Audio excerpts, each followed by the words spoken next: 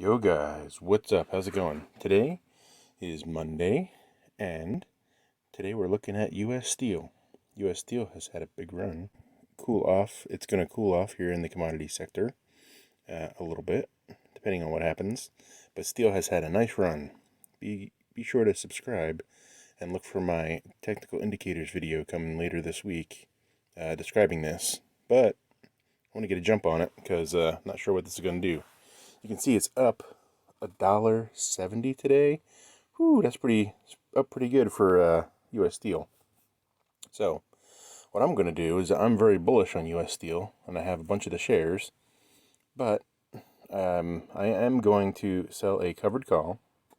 I'm going to take a very small position here. I'm just going to do one, okay, and I might increase my position gradually, and I'm going to try to get max credit. And you can see I have 700 shares in this account.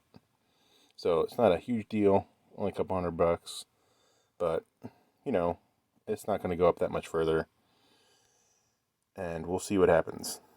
See here, US Steel, I have 700 shares, pretty good profit there. I wish I would have bought a whole lot more. Well, actually I had a whole lot more, but I've been called out on a bunch of them. So we'll see what happens here in the next month.